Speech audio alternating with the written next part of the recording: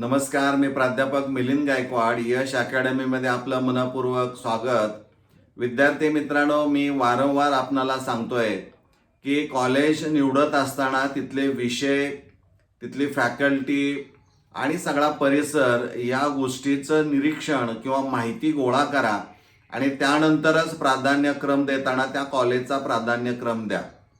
कारण बऱ्याच वेळा असं अनुभवायला मिळतं की 11वीला आपण जे विषय घेतो ते पुढं 12वीला म्हणजे त्या विषयाला जी मान्यता बोर्डाची घ्यावी लागते, ती मान्यता म्हणजे राज्य मंडळ जे असणार आहे त्याची मान्यता घ्यावी लागते. ती मान्यता जर घेतली नसेल तर किती मोठ्या अडचणी येऊ शकतात यावर वारंवार मी सूचना इयत्ता 11वीच्या विद्यार्थ्यांच्या बाबतीमध्ये मी दिलेल्या आहेत.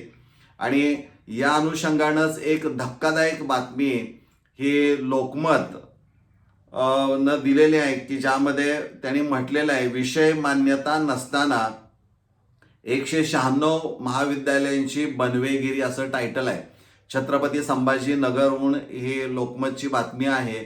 अतिशय धक्कादायक बातमी आहे.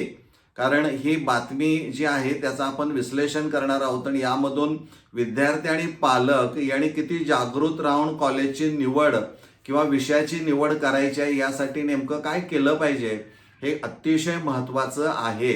आता या बातमीमध्ये काय आहे तर विभागीय शिक्षण मंडळाच्या कार्यक्षेत्रातील 5 जिल्ह्यातील, छत्रपती संभाजीनगरची बातमी आहे, विभागीय शिक्षण मंडळाच्या कार्यक्षेत्रातील 5 जिल्ह्यातील तब्बल 196 कनिष्ठ महाविद्यालयांनी पीकशास्त्र, इलेक्ट्रॉनिक्स आणि संगणकशास्त्र या विषयांना शासनाची मान्यता नसतानाच फेब्रुवारी-मार्च 2026 मध्ये झालेल्या 12वी परीक्षेला विद्यार्थी बसवल्याची धक्कादायक माहिती समोर आलेली आहे. कारण जे विषय उच्च माध्यमिक विद्यालयामध्ये शिकवले जातात त्या प्रत्येक विषयाची मान्यता त्या राज्य मंडळाकडून ही घ्यावी लागते, त्याशिवाय तुम्हाला परीक्षेला बसता येत नाही.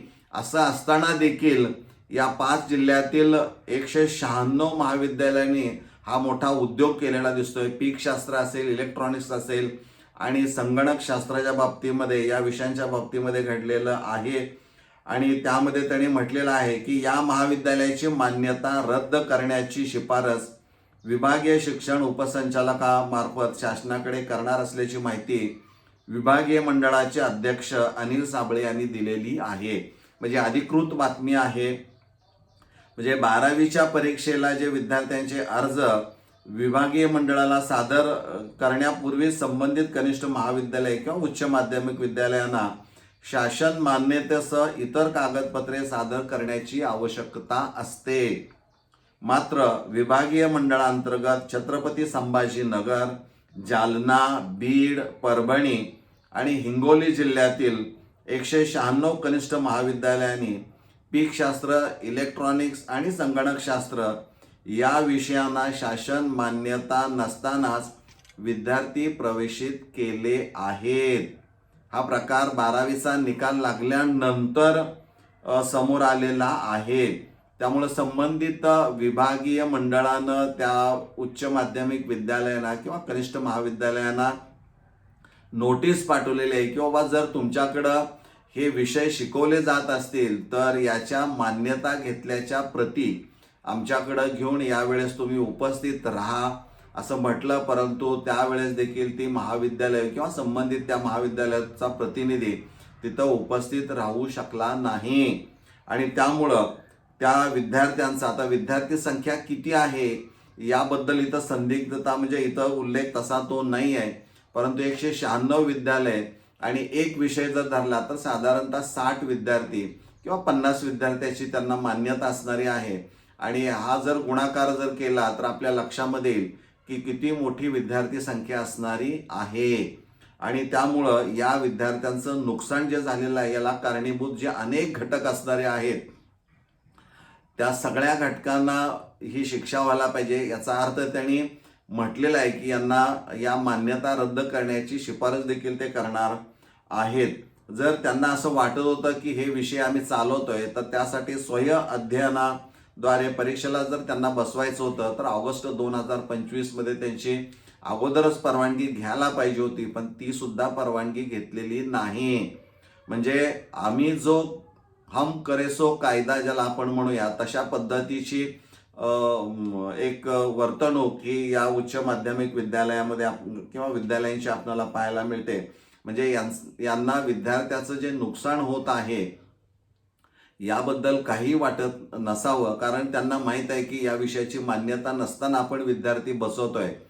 केवळ शिक्षक वाचवण्यासाठी जर या गोष्टी होत असतील तर ही धक्कादायक गोष्ट आहे आणि असे प्रकार भविष्यामध्ये होऊ नयेत, विद्यार्थ्याचं नुकसान होऊ नये या दृष्टिकोनातून शासन आता खबरदारी घेत आहे. 11वी ऑनलाईन प्रक्रिया सुरू केलेली, आता 12वी पण ऑनलाईन असणारी आहे.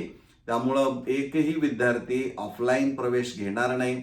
आणि इयत्ता 12वी बोर्ड परीक्षा भरत असताना, इयत्ता 12वी बोर्ड परीक्षेचा अर्ज भरत असताना ज्या विद्यार्थ्यांनी 11वी मध्ये रजिस्ट्रेशन केलेलं आहे ऑनलाईन पद्धतीनं, तो ॲप्लिकेशन नंबर त्याला टाकावा लागणारा आहे. म्हणजे त्यावरच इथून पुढं सगळं चालणार आहे, हे आपण लक्षात घेणं गरजेचं आहे. आता यामध्ये त्यांनी असं म्हटलेलं आहे की सुनावणीला हे लोक आले नसल्यामुळं ते गैरहजर राहिलेले आहेत, त्यामुळे त्यांच्यावर योग्य ती कारवाई केली जाईल. यांची मान्यता देखील रद्द होणार असं त्यांनी म्हटलेलं आहे.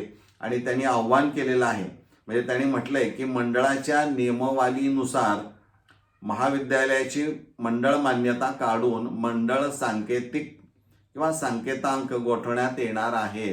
म्हणजे ज्युनियर कॉलेजसाठी जो काही सांकेतिक नंबर दिलेला असतो, इंडेक्स नंबर ज्याला आपण म्हणतो, तो गोठवण्यात येणार आहे. आणि तसेच विभागीय शिक्षण उपसंचालकामार्फत या महाविद्यालयाची शासन मान्यता कायमची रद्द करण्यासाठी शासनाकडे प्रस्ताव पाठवला जाणार आहे.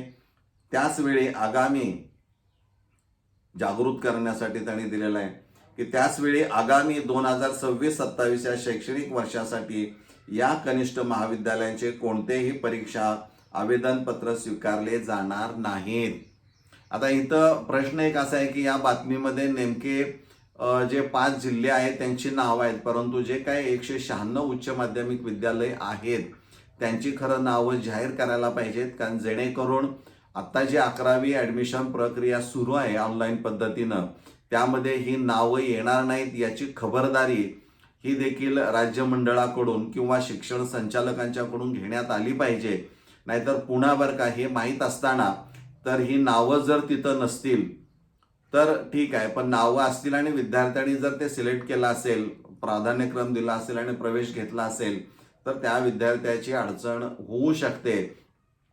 त्यामुळं ह्या गोष्टी देखील शिक्षण संचालकांच्या माध्यमातून जर आपल्याला 196 उच्च माध्यमिक विद्यालय कोणती आहेत हे माहीत असतील तर आपण ती लागलीच आता या प्रवेश प्रक्रियेदरम्यान ती डिलीट करण्यात यावीत, की जेणेकरून भविष्यामध्ये 11वीत प्रवेश घेणाऱ्या विद्यार्थ्याला कोणत्याही प्रकारच्या त्रासाला सामोरे जावं लागणार नाही. त्यामुळं विद्यार्थी मित्रांनो, खरंच शिक्षण क्षेत्रामध्ये ही धक्कादायक बातमी आहे आणि मला असं वाटलं की याचं विश्लेषण करून एक जनजागृती, मी बऱ्याच वेळा बोलत असतो, स्पष्ट सांगत असतो की आपणाला ह्या गोष्टी शिक्षण क्षेत्रामध्ये आवश्यक म्हणजे असू नयेत, पण घडताना दिसत आहेत. विद्यार्थी पालकांनी जागृत राहायला पाहिजे, माहिती गोळा करायला पाहिजे, त्या माहितीचं विश्लेषण केलं पाहिजे, त्याचा अर्थ काढला पाहिजे आणि मग योग्य तो निर्णय घेतला पाहिजे. परंतु एखादं ब्रँडेड कॉलेज आहे म्हणून तिथं माझा विद्यार्थी शिकायला जाईल किंवा त्यासाठी मी प्रयत्न करेन, यापेक्षा तिथल्या सगळ्या गोष्टींचा विचार, एक्झिस्टिंग पोझिशन नेमकी काय असणार आहे, सद्यस्थिती काय असणार आहे, याचा आढावा देखील पालकांनी घेणं खूप आवश्यक असणारं आहे. नाहीतर भविष्यामध्ये विद्यार्थ्याचं नुकसान झाल्याशिवाय राहणार नाही. आता इथं इतके विद्यार्थी असणार आहेत याबद्दल कुठं उल्लेख नसला तरी विद्यार्थ्यांचं नुकसान तर झालेलं आहेच. तर याला जबाबदार घटकांना आता ती पनिशमेंट, मान्यता रद्द करण्याच्या माध्यमातून निश्चित केली जाईल असं दिसतंय. तर मला वाटतं हे एक आपणाला एक माहिती असावी, आपण सावध राहावं.